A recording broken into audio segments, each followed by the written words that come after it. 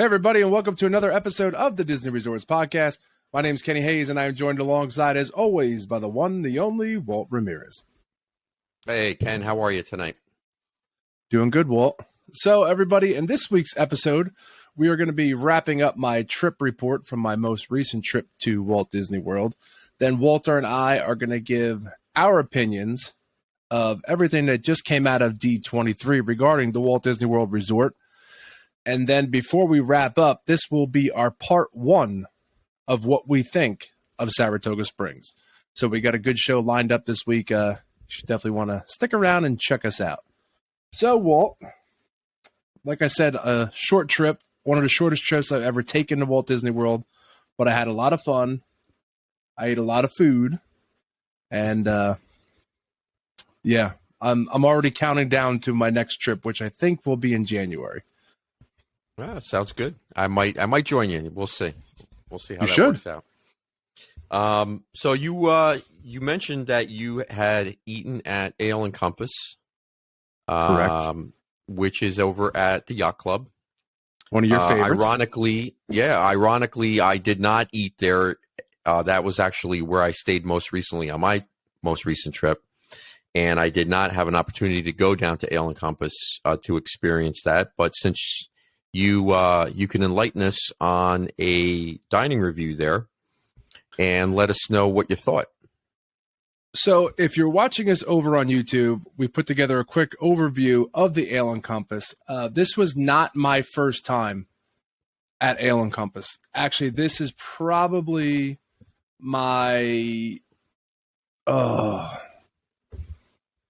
going to say either third or fourth time over at Aeon Compass. And I'm going to say I did have one bad meal there, and I'm going to give them a break because it was in the height of the pandemic. Okay. So I had a steak, wasn't cooked all that well, didn't taste all that well, but the other three times, including this most recent trip, slam dunk. If your look, it's very elegant on the inside, as you can see if you're watching us over on YouTube. Very darker colors, more it fits that yacht club theme. But if you see there, that's the Chipotle barbecue chicken flatbread. So when you're looking at some of the meals that they offer, it almost doesn't jive because the place looks a little too fancy, and I'm getting a flatbread. But I'm gonna tell you. And some of the videos here, I also have video clips of what I had, my wife had, and my daughter had. So we'll dig into what I had first. I had the Chipotle barbecue chicken flatbread, and it also had peppers on it. And that's something I normally don't eat. But I said to myself, you know what? I'm going to try something different. And I'm telling you all, it did not disappoint. If you saw the size of that flatbread, it was legit. It was spot on. You were raving about that for a while there. It was delicious. And what makes it even more delicious, $18. That's how much it was in the Yacht Club, $18. But I think, now we talked briefly last week about some of the best appetizers on property. I've always said, and nothing's been able to knock it off yet. Number one, Steakhouse 71, the bacon and eggs. But over here, they have the roasted buffalo style cauliflower. It is off the charts. Now, my daughter had that as her meal. So she did. She's not a big eater. So she let me have some, and it's, like I said, it's not really fancy food. I think it was, the preparation looked nice there. But in my opinion, you can't go wrong. And you know how much the cauliflower was, Walt? A whopping $9. Wow. Okay. $9. So very affordable on both ends. Yeah. And my wife had the roasted garlic shrimp, and she really liked it as well. And the roasted was that an garlic appetizer shrimp, that goes? That was an appetizer as well. That was an appetizer, and that was $15. So, okay, I'm the only one that actually got a meal. But everything we ate was under $20. So, and I actually had 2 whiskey sours as well. I treated myself. They weren't bad. They weren't bad. And in the future, we'll talk about it. Directly next door to Aeon Compass is the Aeon Compass Lounge. Beautiful lounge. If Walt, the next time you stay over at Yacht or Beach or even over at Boardwalk, definitely go over there and check it out. It's pretty roomy. It's kind of in 2 sections. It's to the left of Aeon Compass, and it's a pretty decent sized lounge area. You got couches and really comfortable chairs. And then to the left and the right of that, you can walk through a doorway, and there's an actual bar you could sit out, and even with more tables and chairs to sit there as well. So I believe they stay open till 11 o'clock. So if you're staying in a resort and you want to relax and have some adult beverages, I would definitely try it out. But I'm telling you, Walt, the next time you go, whenever that is, and you should sneak down before the end of the year, because I'm trying to convince my wife to go down for a long weekend before the end of the year.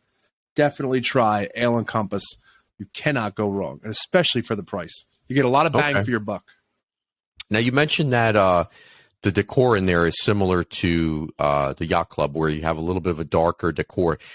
Did you feel that takes away at all from the actual restaurant, or is it kind of blend in and it's okay?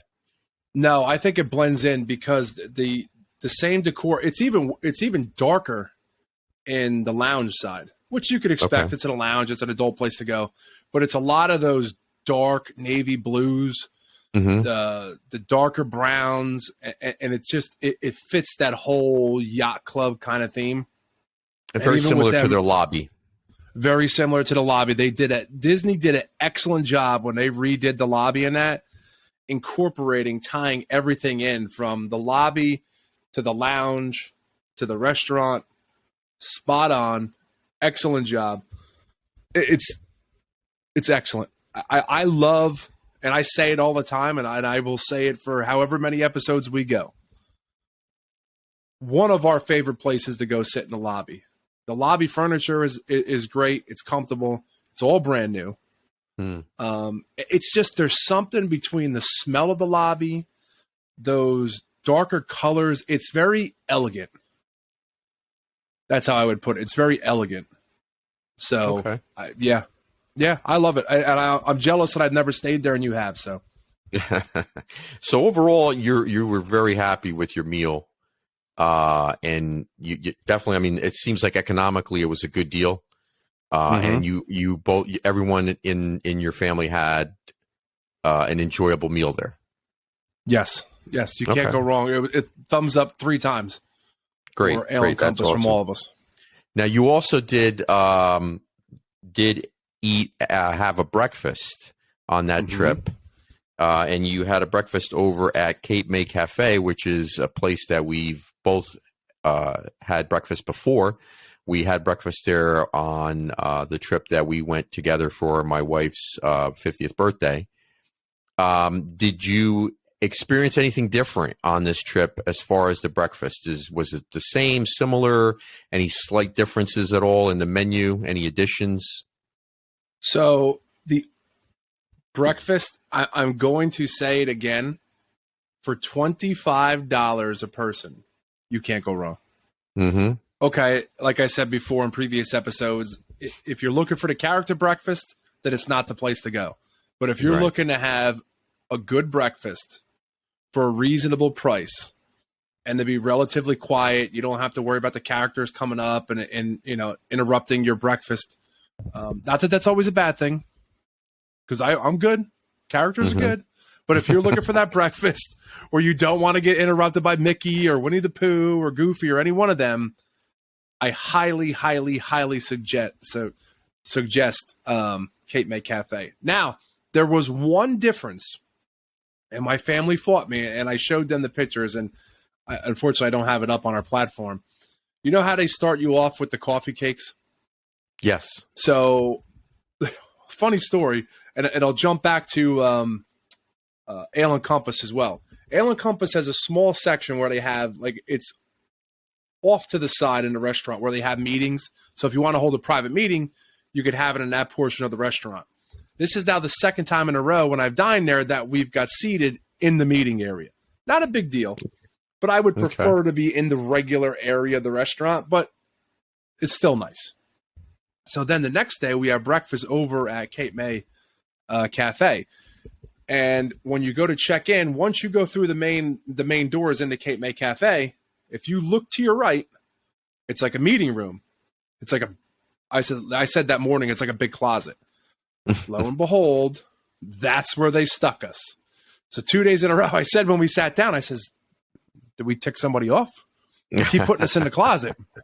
So I would have preferred to sit out in the regular area of the restaurant, but they sat us in there, and it was still nice.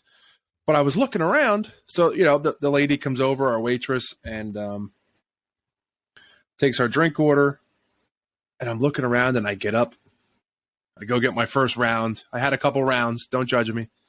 My stomach doesn't, but don't judge me. Extra bacon. Extra bacon. Yes, I did. Because there's something about the bacon is always well done. And I love bacon well done. And there's something about, and I don't know if anyone else agrees with me out there, even you, Walt, let us know in the comments below. Shoot us a message over on Instagram. The scrambled eggs on Disney property are awesome. There has that like texture, and it's a little damp. And I don't think you could try to make them at home.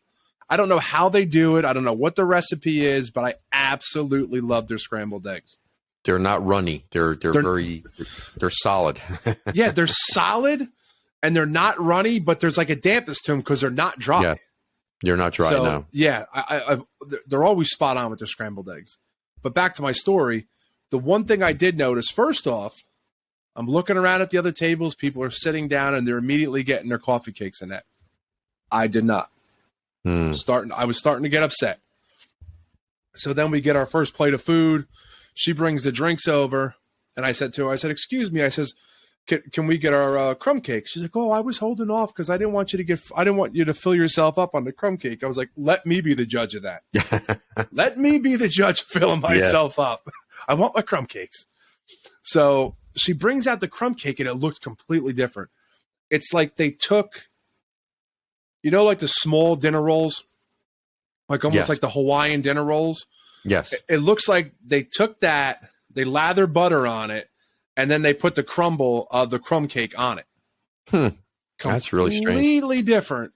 Don't get me wrong, it was good, but it wasn't like that true crumb cake. And my family members were telling me that I was crazy, that I was like, it was not the same as last time. I can assure you, because when we were sitting down, I started scrolling through the phone. I was like, well, we're going to go back to April, and I'm going to show you what the crumb cakes actually looked like. I'm going to jog your memory.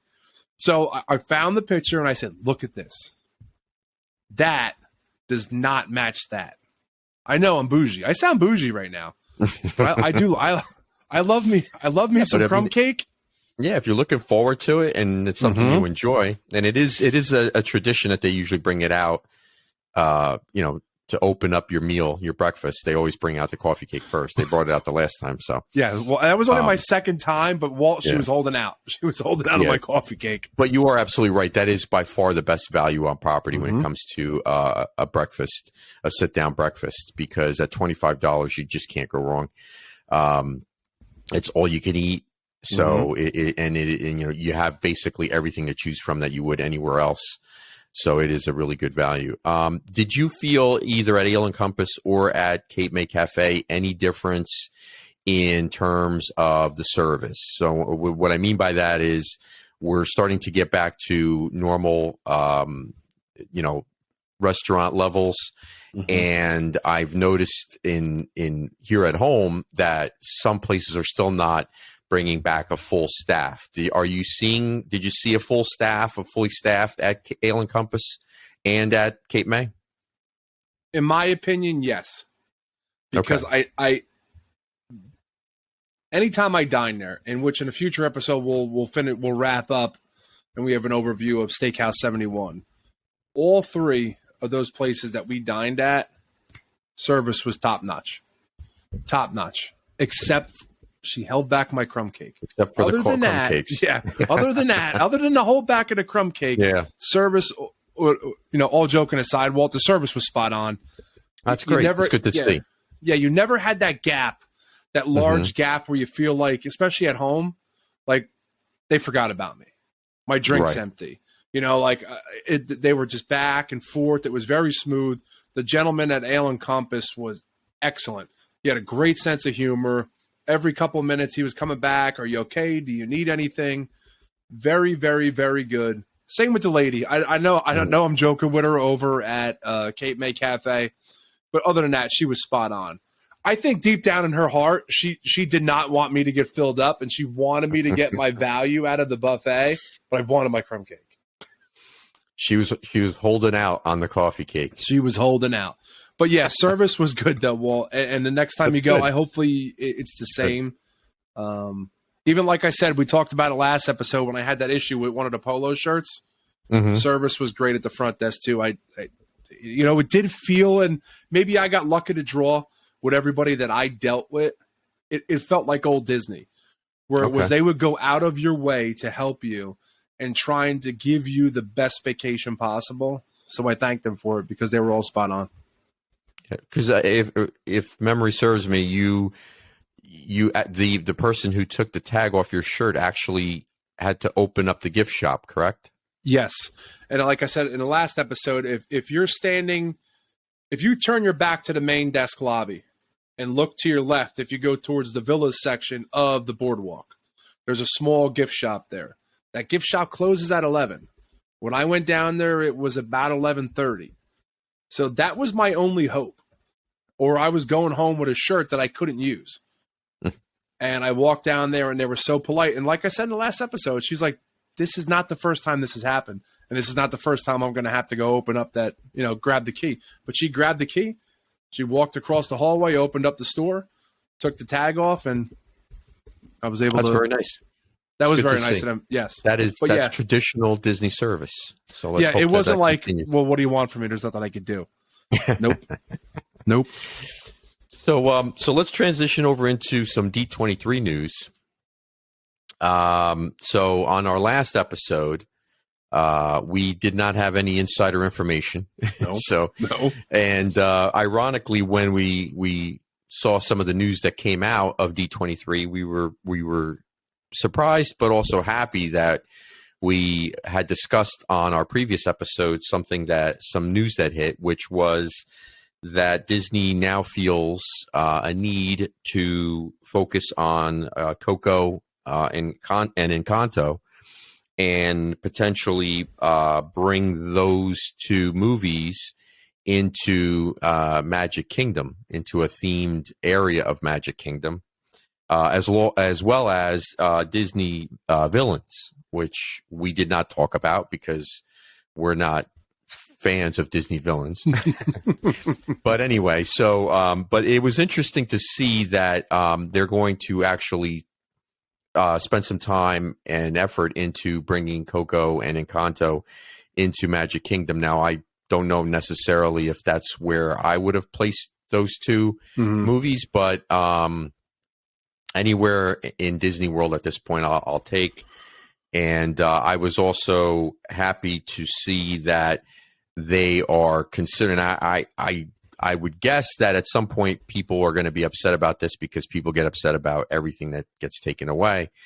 But I would not cry over the loss of Tom Sawyer Island. I don't know how you feel about that, but of all of the places currently in Disney World that I feel is just an absolute waste of space and time, and in an incredibly valuable piece of real estate, which is smack in the middle of Magic Kingdom. Agreed.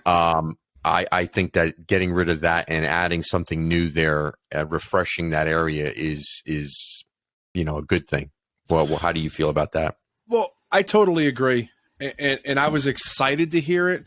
What disappointed me though is, and I think a lot of people feel the same way, especially some of the people I watched since D23, is that the concept art was very vague. No timeline of when this project could start. And it's not even guaranteed. So as Universal continues to build lands and continues to expand, and they're not talking, they're doing. They're not building a land. Even if you expand Magic Kingdom, like you said in pre-show, Walt, Tron has been under construction since 2018. The railroad has been down since 2018. They built railroads faster in the 1800s. Yes, they did. Built railroads, yes. So, we went west quicker than the railroad tracks around Tron, or actually through Tron. Yeah. I'm all for it. And I know a lot of people, I think, will, even if they don't love Tom Sawyer Island, they would miss it because it's part of, I guess it has sentimental value to a lot of people.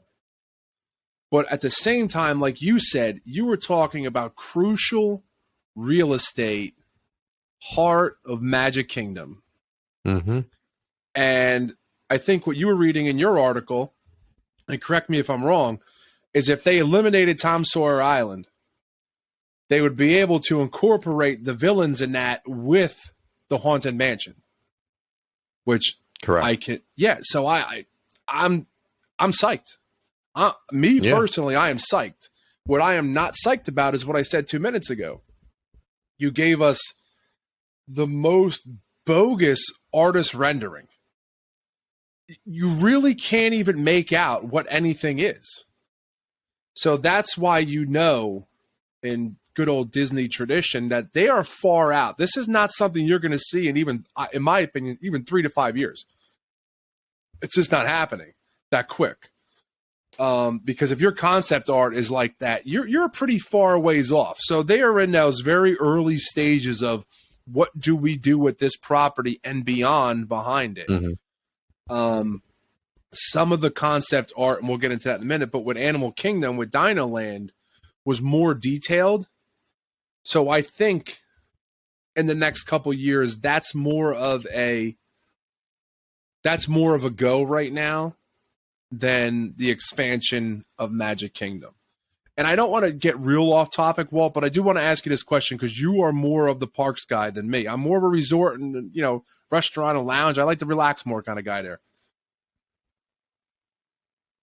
Do you have a problem? It is a two-parter. One, do you have a problem with them expanding Magic Kingdom with another land? And two, do you think it's time for Disney, and this has been said by all Disney fans around the world, stop doing lands, open a damn gate already, build a fifth gate? What's your thoughts? I don't have a problem with them expanding in Magic Kingdom because they've expanded in Hollywood Studios. They're expanding in Epcot. Mm-hmm. So, and then potentially could expand in Animal Kingdom. So I don't have a problem with Magic Kingdom expansion. I don't have a problem with them adding on in Magic Kingdom. Again, that depends on what they're going to add on and where. So that I don't have an issue with. As far as building another gate, I completely agree with you, but I think that we're at a point now with Disney where they just don't feel that spending that kind of money for another gate is going to make sense for them. Because if they were of the belief that was the case, they would have done it already. They would have broken ground, or they would have announced something. I think they envision Disney World, not to get off, I could talk about this for a while, so we won't bore people to death, but I don't think they envision Disney World as the vacation destination that we have experienced in the past. I think it's going to change. It's changing with technology and I think just the way people vacation and where their revenue streams are coming from. Their revenue streams are coming not from, although they make a good buck on the parks, but it's coming from other areas. It's coming from Disney Plus and from, streaming and movie releases that are going right to video. So, I don't, to answer your question, I don't see them ever building another gate, at least not in the next decade. Let's put it that way. I would agree with that. I just don't see it. And even if they first, if a bolt of lightning struck Bob Chapek and he decided that he was going to all of a sudden build a fifth gate, it would take them probably 10 to 15 years just to complete it. Because as you pointed out, to lay some simple railroad tracks around Magic Kingdom so we can get the darn railroad going again, they couldn't even figure that out. And again, I mean, this is a company that's done things over the last several years where they've had no issues in putting up construction walls and fake greenery and shrubbery and building things so that look at Epcot. You're funneling around constantly now because of all the walls that are up, because it's not the way we had seen Epcot in the past. So for them to not, and we talked about this pre-show, is something as iconic as the Walt Disney World Railroad is. Nothing says Walt Disney more than that railroad. That railroad was one of Walt's favorite things. I mean, he loved the railroad. So for them to not at least say to themselves, hey, this Tron construction is going to drag on for 3-4 years. Let's get the railroad up, even if it's just temporarily. I mean, it's railroad ties. We're not talking massive construction. This isn't like building another monorail system, where you're spending billions of dollars. How much would it cost to move railroad ties and move it in an area where you could actually loop around Tron construction and as just do something temporary so that you could? So why? I don't know. I mean, maybe there's something to do with the land there. Maybe, maybe construction wise, it's not possible. I don't know. I'm not an engineer. But I just think that if Walt were alive, he would have had that railroad going. He would have figured something out. And that's probably part of the problem now with Disney is that they just really don't care. They don't care that what, we're not going to figure something out. We're just going to go with the flow, and the money's going to roll in regardless. So that's where we're at with that. I don't mind doing the expansion of Magic Kingdom, and I definitely would be all for another gate, but I don't see that coming anytime soon.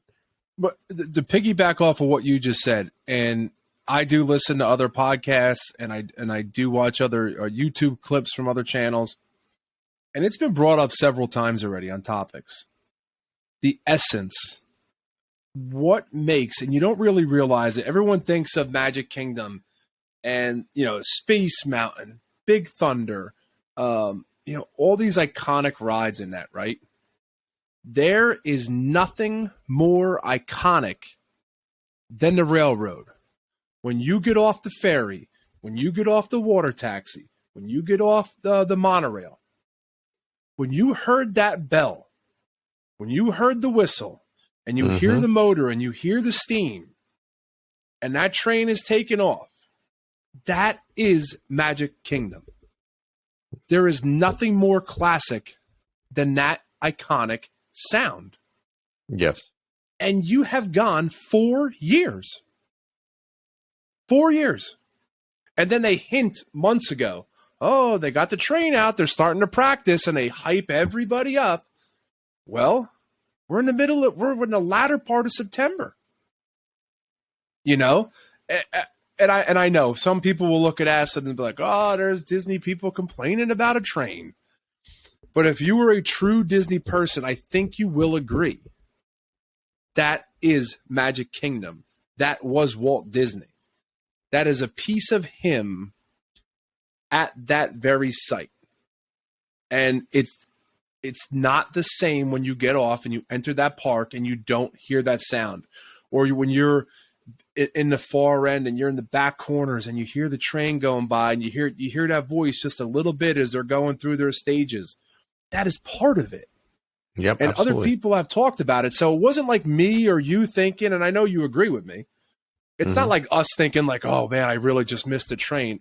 It's out there. It's a lot of people, because a lot of people are talking about it. And like you said, none of us are engineers, and we don't know the layout, and we don't know what it would. But let's face it, if they really wanted to, they could have found a way to run an alternate track around and tie it back into the existing. And okay, if you had a couple months downtime, I get it. Stuff happens. That's what you have to do. Yeah. Of course. But what you do in life, what happened is you pivot. You figure it out. And for a multi-billion-dollar corporation, I would think that something as iconic as the railroad would say, okay, we can't let this down for 4 years. You know? So yeah, I agree with you, Walt. And I will also agree with you with the expansion of Magic Kingdom. It makes me a little nervous, because I am a traditionalist at the same time. For as much as I love expansion and I love new things, it's almost like I contradict myself at times, because I do find myself as a traditionalist. Even when I watch sports, I don't like when they change the rules. And this is the way the games were made. This is the way the games were played. Let's just keep it that way. I'm all for it. I agree, but I think that there are things that are classics at Magic Kingdom, like Carousel Progress, which was at the World's Fair, the Transport Authority, which when there were rumors years ago that they were going to do away with that, people were outraged, and I believe that that's one of the reasons why they kept it, is because they had so much negative publicity when they had heard how popular that ride is. I think there's two areas of Magic Kingdom that I don't think are as popular. I mean, I could be wrong, but I think the Treehouse, and I think Tom Sawyer Island are two areas that definitely could use a change. Tom Sawyer Island, for me personally, I mean, it's fun for kids to go out there and it's kind of a little bit of an adventure, and I understand that is the part of the theming of Magic Kingdom is geared towards little kids. But I always felt, and I don't know if you feel this way, that Tom Sawyer Island was almost like a time killer. That you went there to, just wait for the next, it doesn't exist anymore, but the Fast Pass. So whenever your next ride was scheduled to be, you would say, all right, well, let's go over to Tom Sawyer Island and kill an hour. Kill time. And, kill some time and then come back. And by then we can get on our next attraction. So, to me, I just think that piece of real estate there is way too valuable to not expand it into something that is just going to have a larger breadth for people, for everyone, and not just a few people that, might miss it, So, I mean, I'd love to see what a vote would be for that, take a vote and see, how many people are for elimination of Tom Sawyer Island. We should put up a poll on Instagram shortly, and we'll take a poll, at least with our followers, what you think of the possible elimination of Tom Sawyer Island. But you made a real good point, Walt, before we move on. The Fast Pass Plus being eliminated kind of killed Tom Sawyer Island. Because like you said, it was a perfect place to go and kill an hour before your next ride. And now you don't have to, it's because now we just pay to skip the line. Yeah. One of the other things that was exciting for on D23 to hear about was they're bringing back Happily Ever After at Magic Kingdom. I'm psyched. I thought you would be. I you know what though? Wishes was there when I first started going. Happily Ever After replaced that in May of 2017. Me personally, it Happily Ever After just pulls at you. Like the wording, all the projections, and just it pulls at the heartstrings. And it just makes you think of something good, something that can be better.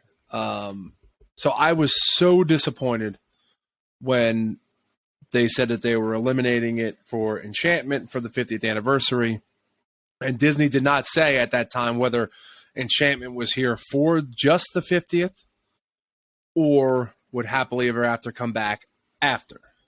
And a lot of people complained over the past year. And I noticed, because I read a lot of blogs, I heard a lot of people talk about it on other shows, that when they took trips, or they knew people who took trips, and they would get their Disney survey, they were always asking, like, which one do you like better? Do you miss Happily Ever After? And I think they knew right off the bat that they goofed with Enchantment. Yeah, I agree. Goofed. I think they knew they made a mistake with that. Yes, but they were not going to pull it right back and say, because if they pulled Enchantment right away, well, it's like raising the white flag. Yeah. So they took it on its chin for a year. You save face by doing it this way. Yes. But think about this. So when they started, I only saw clips of D23. That was basically, for Walt Disney World, that was their mic drop moment. Hey, we're bringing back Happily Ever After. Boom. Goodbye. Well, that was kind of anticipated that there wasn't going to be big news, because normally big news leaks out before D23, and there was nothing online about anything major.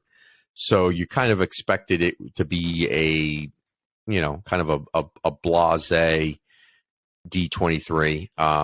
But I mean, I don't think, blasé compared to past announcements, but I thought that the possibility of bringing back or bringing Coco in and Encanto, I thought those were bigger actually than bringing back Happily Ever After, bringing back the firework, and even bringing back Epcot Forever, which they also talked about.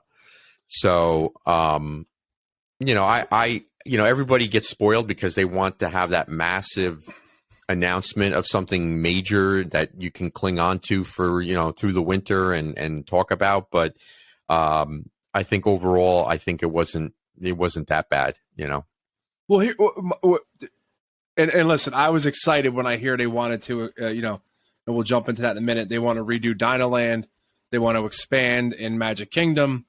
But like, what I meant by mic drop moment is because that was like, besides that and bringing back Epcot Forever, and thank God Harmonious is going, because Harmonious can go and it could take those god-awful things in the center of the lagoon and just mosey right on out.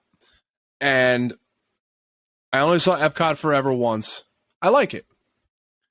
Not really a Harmonious fan. Like I said, I don't care if they have projection screens on it in the lagoon. It just takes away from the view, the line of sight. And that's always what Disney prided themselves on, was line of sight. And you put these monstrosities out there. Now, if you remember, I don't think Epcot Forever, I only saw it once, but then I looked it up today again. I watched a video on Disney Parks, the YouTube page, and I did not see those god-awful things in the lagoon. So, please. Yeah. Please shove them back where they came from. You could actually say that was probably one of the biggest mistakes that they've made in the last 5 years. Maybe even 10 years, because that took away, like you said, the sight lines. There are tremendous sight lines and photo ops throughout Epcot, throughout the lagoon. If it's even back over by Japan, from that end, from the American Pavilion, of the ball, of the monorail, of even the evening of the fireworks.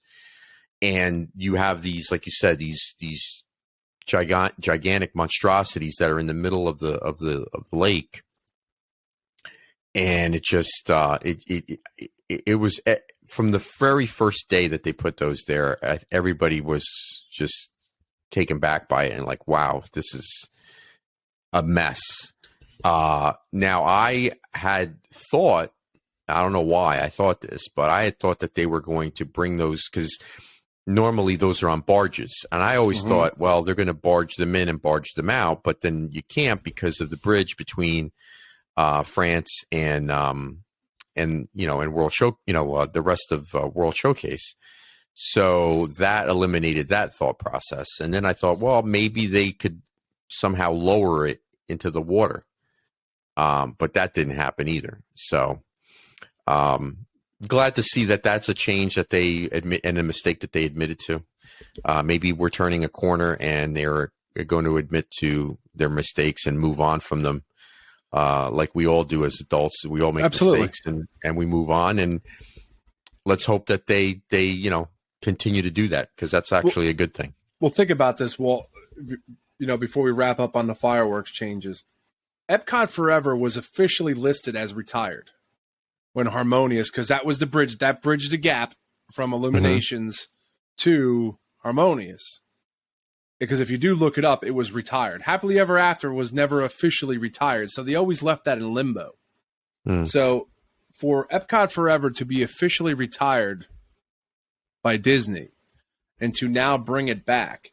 Now, if you read the article, that's what Happily Ever After, a little bit of rethemed Happily Ever After. So we don't know how much that's going to change. I would say for the most part, it's going to stay the same, because they might tear down the fences again.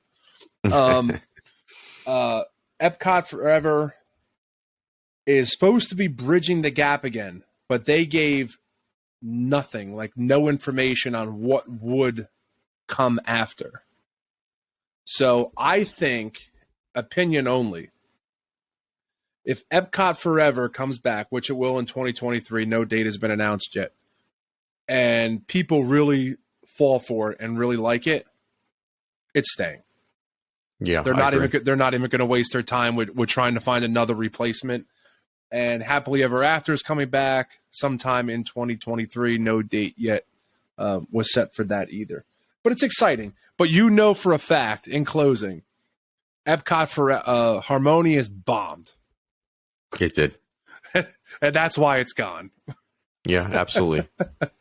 Yeah, because I even noticed when I've gone in recent trips that you did not have the same turnout at the end of the night that you had for the previous shows at Epcot, because I remember going there in the evening and it was wall-to-wall people just waiting for the fireworks to start. And now you actually, if you went in there, like I normally would go into Epcot for dinner, and people were actually leaving, like in droves.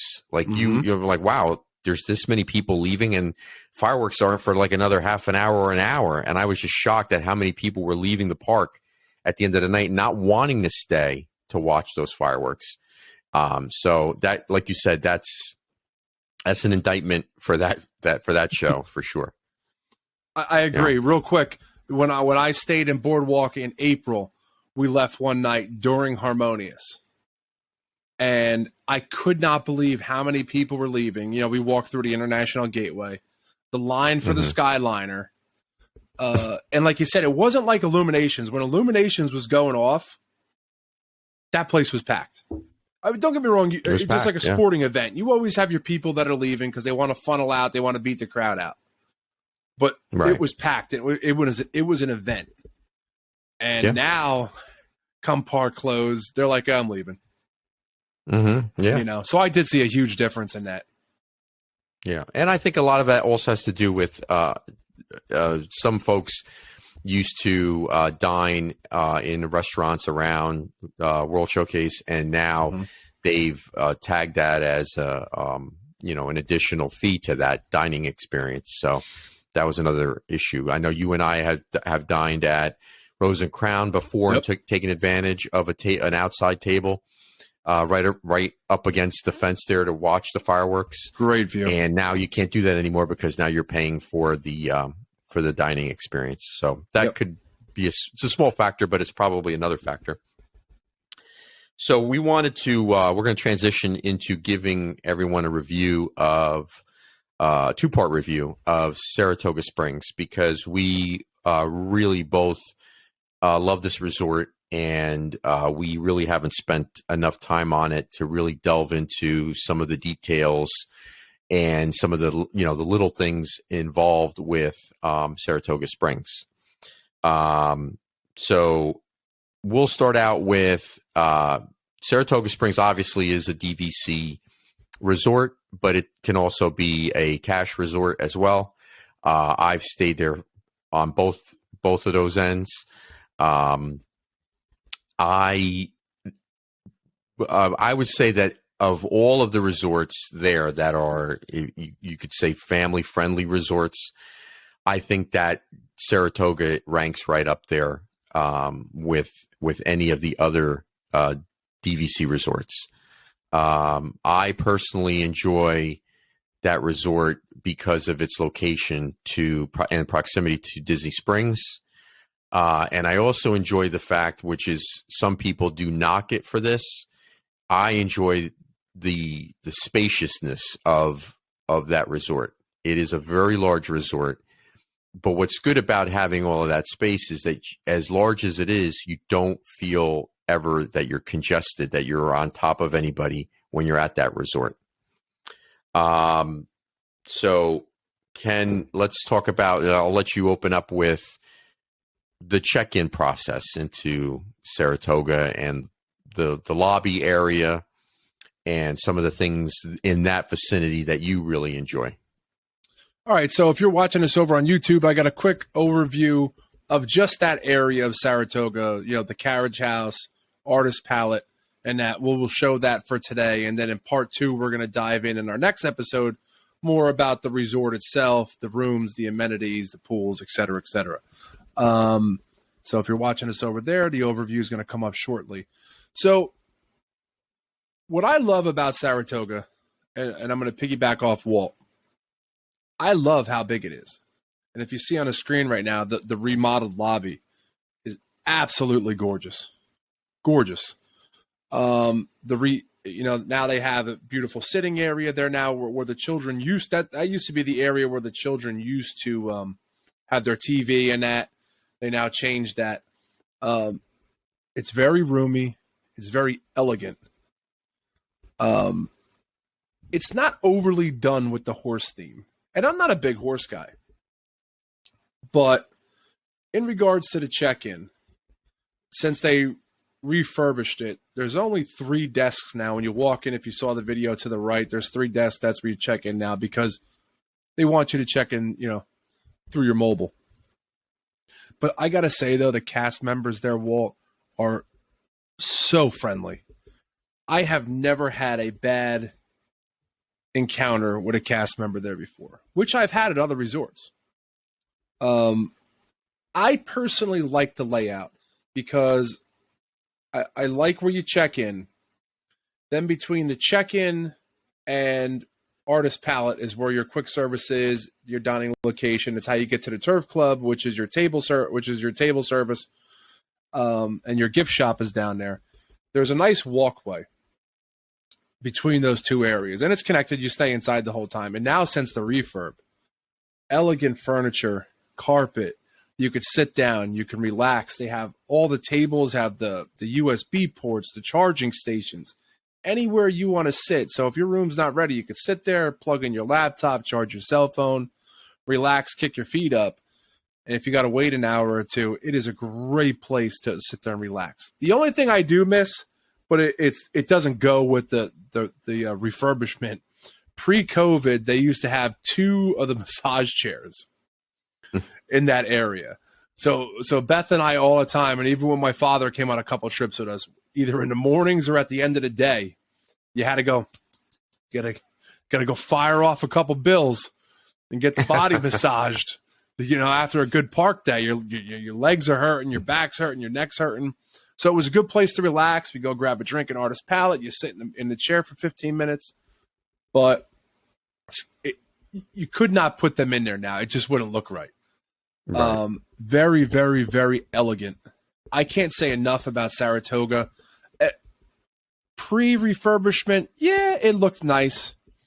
But you were like, I could stay at nicer places. But since the refurbishment, I'll tell you right now, okay, it is not, don't get me wrong, it is not a lobby like Grand Floridian. It's not a lobby like Yacht Club.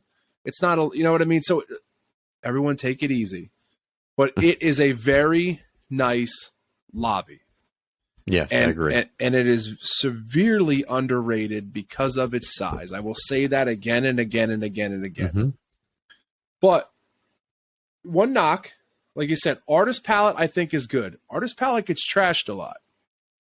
But I think Artist Palette, you could get a decent counter service meal there just like any place else. But I think, Walt, I think you agree with me.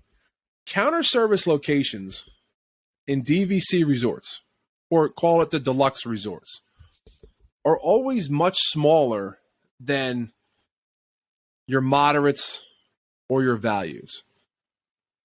And I can't understand that.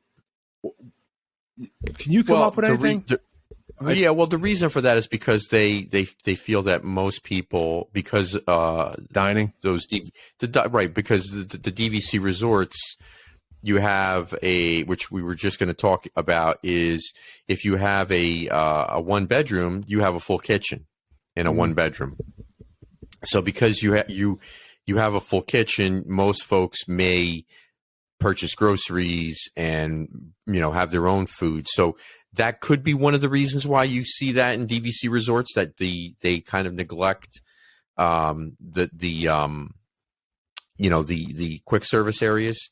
The Artist Palette, I will say, is the food there is pretty good. I mean, it's not terrible. There's some pretty good selections there, but it is extraordinarily small for the size of that resort. So I think that deserved a little bit of an expansion, and I was surprised that they didn't expand Artist Palette. Now there is a lot of seating outside, but during the summer months, you really don't want to be sitting outside when it's blistering hot.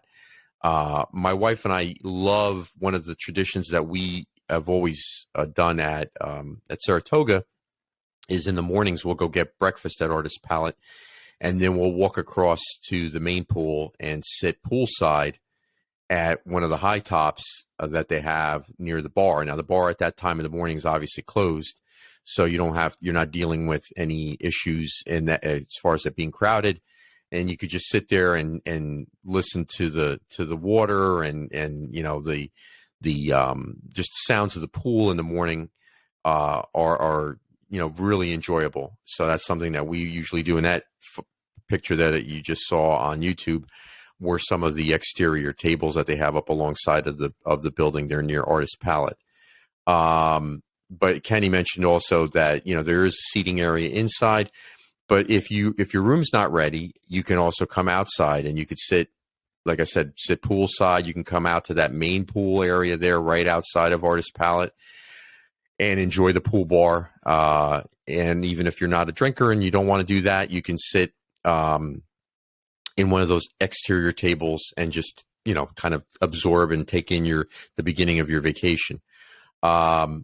So back to the rooms. The rooms, we've stayed at studios and we've stayed at one bedrooms, and I don't know if you've stayed at a 2-bedroom yet in Saratoga. Yes, I've stayed at everything, and COVID got me because I had a treehouse villa booked in 2020, in the latter part of 2020, and you robbed me. Damn you, COVID. But yeah, I've stayed at a studio. I've stayed at a 1-bedroom and a 2-bedroom. So it's only the villa. The 3-bedroom and the treehouse villa is the only thing I haven't stayed at yet at Saratoga. Okay. So just to give folks an idea, the studio does have a kitchenette, which consists of a microwave, coffee maker, sink area, refrigerator. So if you're doing something where you're not, you really don't need a full kitchen and you don't want anything elaborate, you do have a microwave, and you do have, you could do like a quick breakfast in the morning for the kids. You can save yourself some money that way. But you also, the 1-bedroom has a full kitchen in it, and that also has a washer and dryer, which is super convenient to have that in your room. Do laundry pretty much anytime you want, as many times as you want. because it's free. So, well, you're paying for the room, obviously, but you're not putting, you're not paying for the laundry at the pool area the way you would in any of the other moderate resorts or value resorts. So it's one of the advantages of staying at a DVC resort, is to take advantage of having something like that in your room. And I think, does the one bedroom also have a hot tub, or is that the two bedroom? Yes, but under the refurbishment, the 1, 2, and 3 bedroom villas all had the hot tub in it. And since the refurb, like I talked about in our last episode, remember how I said Boardwalk, most of the villas have in the master bedroom, they have the shutters from the mat. Well, Saratoga got rid of them. The shutters are goodbye. So that's a solid wall now. And it is no longer a jet tub anymore. It's just a big tub. I'm 99% sure. If I'm wrong, I apologize, because I actually used it. It's funny because every time we stay at a villa, I always say, I'm going to use the jacuzzi tub. I'm going to use a jacuzzi tub. And I never use it. The last time I think was in January when I stayed at Saratoga, we ended up using a tub. Yeah, I'm 99% sure the jet tub at Saratoga is now gone. But yeah, so if you're going 1 bedroom up to a 3 bedroom, you can get the tub. And a lot of the older resorts, they still have the jet tubs. So that's a nice added feature to have also to your room. So now I'm going to say, Walt, real quick, when I was there in January, we stopped when we were there. We went down to the because DVC has like their main hub in Saratoga. Correct. And they have a 3 bedroom grand villa that you can tour. And it's in the Springs building. It's if you walk directly across the street from basically looks like a warehouse where DVC is located, their main hub in Walt Disney World. Walt, oh my God. It is absolutely gorgeous. With that new retheming, the refurbishment, and that size, it's bigger than my house. I want to do it one day just to say I did it. I mean, it's a lot of points. It's a lot of points, and it sleeps up to 12 people. So, but it have a full dining room, and it's like I said, how they rethemed Saratoga, it is very, very, very classy and elegant. And that's why I think, and I don't know, I don't have any numbers in front of me of, how many more people has Saratoga gone up or down since the refurb. I can't see how it's not. It's absolutely beautiful. They hit it out of the ballpark with Saratoga. I agree. And before we wrap this up today, we have a couple of more things we're going to hit on with Saratoga Springs. And then on the next episode, we'll talk about dining and pools and some of the other entertainment options that are available to you at Saratoga. But just to give folks an idea, so the resort is broken up into let's see, 3, 4, 5 different areas. So you have Congress Park, which is the closest to Disney Springs. It's within walking distance of Disney Springs. There is a bridge there that you can walk across. You have the Paddock, which is a little bit more on the back end of the resort. The Carousel, which is the farthest away from the center. The Springs, which is the middle center part of the resort where you would check in, where the main pool area is. And then the other area, the grandstand, which is also a good distance away from the center part of the resort. My personal favorite, and everyone's personal favorite, seems to be Congress Park, just because of the location to Disney Springs. Now, if you whether you have a rental car, or whether you are just using the internal bus and there is an internal bus in Saratoga Springs, either way, it doesn't really matter where you stay. You could stay at the farthest away from the center, the Carousel, and you still can benefit from that because you can take the internal bus over to the Congress Park bus stop, or as us lazy folks like Kenny and I do, we hop in our rental car and drive within the actual resort because we're too lazy to walk. Mm-hmm. Yes, we and are. Walk, and we will walk. We'll drive over to Congress Park and park there. Try to be courteous and not park near one of the main buildings and take away a spot from someone who's actually staying there. But those spots the parking lots are pretty spacious. And you can then walk over to Disney Springs. And that is a huge advantage to this resort because you can go there for entertainment. You can go there for dinner or lunch or any meal. So to have that at your fingertips there is a huge plus for staying, at this location. How do you feel about that, Ken? My favorite too is, well, if I can get the paddock, because like Walt said, the paddock runs on the back part of the resort. However, if you can get the last paddock building is directly across the street from Congress Park, then you could just literally walk out of your building, cross the street, and in Congress Park you're there. Because I stayed in that building in January, and my room faced Congress Park because you have the end of the paddock building. There's a road in between that main drag, and then Congress Park is on the other side of it. So when I would come out in the morning and have my cup of coffee, I was literally staring at the bus stop for Congress Park. If I can't stay in Congress Park, because Congress Park is the most points, then I would stay at the paddock. I do like the paddock because we'll get into that. I love the pool there. But I will tell you, I have stayed on Congress Park several occasions and have been very fortunate enough to get a very good view from my balcony of Disney Springs.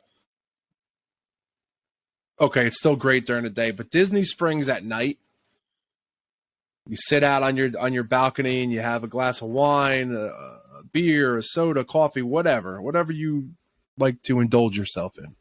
Cigar. Oh no, because people will. I've seen people get scolded for having a cigarette. I don't smoke, but I mean, so you're not really technically supposed to smoke there. But I don't want to get into that because. But so you go out onto it's beautiful. You hear the sights, the sounds, and you got stuff going on, and you see the volcano, the flames shooting up from a Rainforest Cafe, and what a view! What a view! And then you see the water taxis going by. Congress Park. If you're looking for the best view, absolutely stay at Congress Park. And but take into account, and I don't want to get ahead of myself, Congress Park, their pool is a quiet pool. So there's no food there, there's no bar there, it's simply pool. That's it. Correct.